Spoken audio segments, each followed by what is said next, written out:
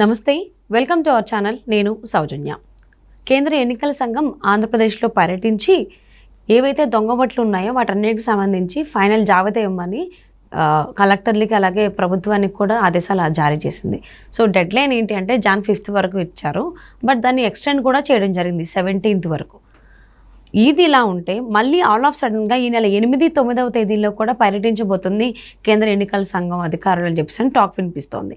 అంటే ఏ అంశాలు వాళ్ళ దృష్టిలోకి వెళ్ళడం వల్ల, ఏ అంశాలు వాళ్ళకి మళ్ళీ తెలియడం వల్ల ఇలా ఆంధ్రప్రదేశ్ మళ్ళీ పర్యటిస్తున్నారు కేంద్ర ఎన్నికల అధికారులు. ఈ అంశానికి సంబంధించి ఎన్నో విషయాలు మనకు తెలియజేయడానికి, వారి విశ్లేషణను మనతో పంచుకోవడానికి ఈరోజు మనతో పాటు ఉన్నారు సీనియర్ జర్నలిస్ట్ దుర్గా కుమార్ గారు ఉన్నారు. వారితో మాట్లాడతాం. నమస్తే. నమస్కారం సౌజన్య, మన వీక్షకులు కూడా నమస్కారం. ఆల్రెడీ లాస్ట్ మంత్ అంటే లాస్ట్ ఇయర్ డిసెంబర్లో రావడం జరిగింది కేంద్ర ఎన్నికల అధికారులు ఆంధ్రప్రదేశ్ని పర్యటించి ఏవైతే దొంగ ఓట్లు ఉన్నాయో వాటన్నిటిని తొలగించి ఫైనల్ జాబితాని ఇవ్వండి అనేసి డేట్ కూడా ఇచ్చారు 5th, మళ్ళీ ఎక్స్టెండ్ కూడా చేశారు 17th వరకు, Jan 17th. దాన్ని అలా ఉంటే కూడా మళ్ళీ ఏ కంప్లైంట్లు ఎవరైనా ఇవ్వడం వలన అసలు ఏం జరగడం వల్ల మళ్ళీ ఈ నెల 8, 9 తేదీల్లో కూడా వచ్చి మళ్ళీ ఎన్నికల సంఘం అధికారులు పర్యటించి IAS ఆఫీసర్లతో భేటీ కాబోతున్నారు? మంచి ప్రశ్న. ఇప్పుడు అసలు ఏదైనా ఎన్నికలు జరగాలంటే ముందు కావాల్సిన అంశం ఏంటమ్మా? ఓటర్ల లిస్టు. ఓటర్ లిస్టులో అవకతవకలు ఉండకూడదు. ఖచ్చితమైన ఎన్నికలు, మంచి ఫలితాలు రావాలంటే, స్వచ్ఛమైన ఫలితాలు రావాలంటే ఓటర్ల లిస్టులోనే అవకతవకలు ఉంటే వచ్చే ఫలితాలు కూడా అవకతవకలుగానే ఉంటాయి కదా. సరైన ప్రజాస్వామ్యం అయితే ప్రతిబింబించదు. కాబట్టి రాజకీయ పార్టీలు ప్రజాస్వామ్యం కాదు వాళ్ళకి కావాల్సింది, వాళ్ళ గెలుపు ముఖ్యం. ఎన్ని అవకతవకలైనా చేస్తారు, ఎన్ని అక్రమాలైనా చేస్తారు, కానీ గెలుపు ముఖ్యం.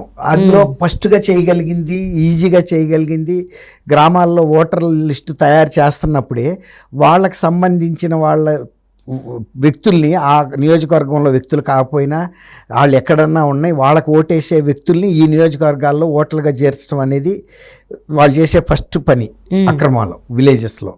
అందుకు ఇప్పుడు ఆంధ్రప్రదేశ్లో వ్యవస్థ ఎలా ఉందంటే, గతంలో ప్రభుత్వ టీచర్లు వీటిని తయారు చేసేవాళ్ళు ఓటర్ల జాబితాలని.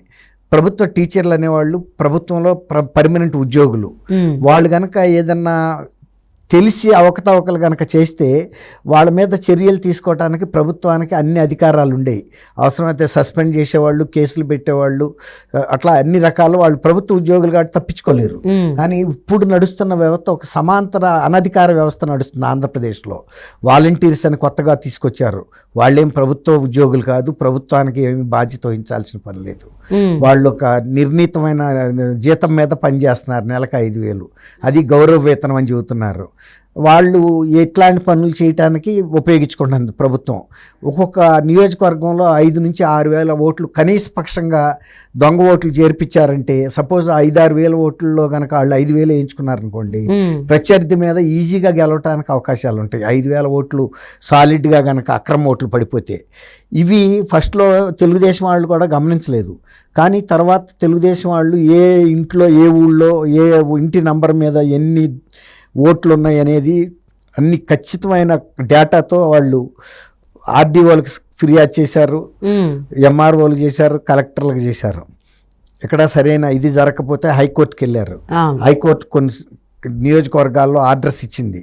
తర్వాత ఎన్నికల ప్రధాన అధికారిగా పనిచేసిన నిమ్మగడ్డ రమేష్ కుమార్ గారు కూడా ఈ విషయం మీద, ఇంకా కొంతమంది మేధావులు, జాతీయ స్థాయి అంటే ప్రభుత్వ ఉన్నతాధికారులు వాళ్ళు సుప్రీంకోర్టుకు కూడా వెళ్ళారు ఈ విషయం మీద. ఆంధ్రప్రదేశ్లో అన్ని నియోజకవర్గాల్లో ఎగ్జాంపుల్తో, లైవ్ ఎగ్జాంపుల్తో సహా కోర్టు ముందు పెట్టారు. అప్పుడు కూడా కోర్టు కొన్ని ఆదేశాలు ఇచ్చింది సుప్రీంకోర్టు వీటిని సరిచేయమని.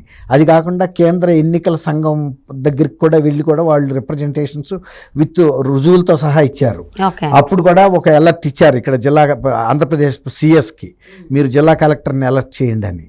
కానీ ఎన్నికలు దగ్గరికి వస్తున్న వేళ ఇవన్నీ జరిగినాయా, జరగలేదా, ఇంకా ఏమన్నా అవకతవకలు ఉన్నాయా అనే విషయం మీద కేంద్ర ఎన్నికల సంఘం అధికారులు మన రాష్ట్రానికి 8, 9 తారీఖుల్లో వచ్చి ఆ 2 రోజులు ఇక్కడ ఉండి ఆంధ్రప్రదేశ్లో విజయవాడలో జిల్లా కలెక్టర్లందరినీ, తర్వాత ఎన్నికల్లో ఇన్వాల్వ్ అయ్యే ఉన్నతాధికారులందరినీ పిలిపించి ఆ ఎన్నికల ఓటర్ల జాబితాలో వాళ్ళ దృష్టికి వచ్చిన అంశాలని మళ్ళీ ఇంకొకసారి వెరిఫై చేసుకుని కలెక్టర్లకి ఇన్స్ట్రక్షన్స్ ఇవ్వటం. జనరల్గా ఇన్నిసార్లు పర్యటిస్తే పర్యటిస్తారా కేంద్ర ఎన్నికల సంఘం అధికారులు? ఆల్రెడీ ఇది అసాధారణమైన కేసు, ఇది అసాధారణ. వితిన్ 15 to 20 days లో మళ్ళీ పర్యటించి మళ్ళీ ఐఏఎస్ అధికారులతో భేటీ అవడం అనేది చూసుకున్నట్లయితే, అంటే ఇప్పుడు ఉన్నటువంటి ఆంధ్రప్రదేశ్ ప్రభుత్వం పైన కేంద్ర ఎన్నికల సంఘం అధికారులు కావచ్చు, మొత్తం ఓవరాల్ సంఘానికి కావచ్చు, అంటే నమ్మకం లేకనా మళ్ళీ ఇంకోసారి పర్యటించి భేటీకి అవుతుంది? ఇవన్నీ ఉద్దేశపూర్వకంగా చేసిన అవకతవకలు కదమ్మా.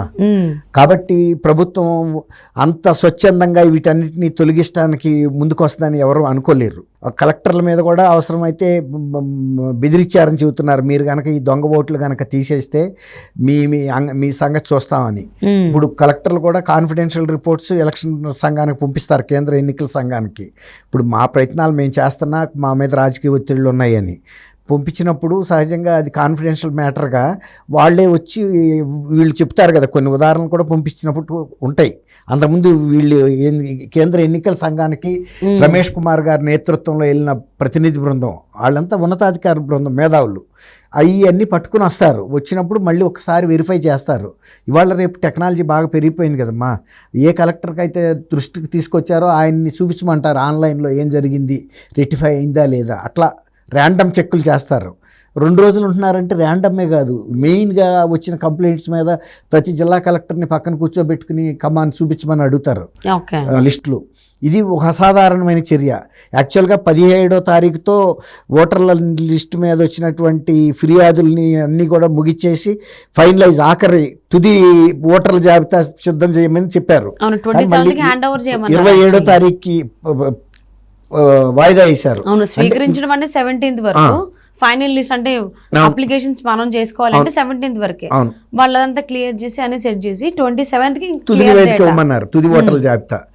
ఒకవేళ కనుక అప్పటికి కూడా అవ్వకపోతే కూడా ఇంకొక వారం రోజుల పాటు అయినా పొడిగించి అవకతవకలు లేకుండా చూడకపోతే కనుక రేపు ఇవన్నీ కూడా సుప్రీంకోర్టులోనో హైకోర్టులోనో కనుక కేసులు పడినాయి అనుకోండి, అది ఎన్నికల సంఘం యొక్క పనితీరుని ప్రతిబింబిస్తుంది. వాళ్ళని కూడా ఎన్నికల సంఘాన్ని కూడా ప్రతివాదులుగా చేరుస్తారు ఎవరైతే కేసులు వేస్తారో.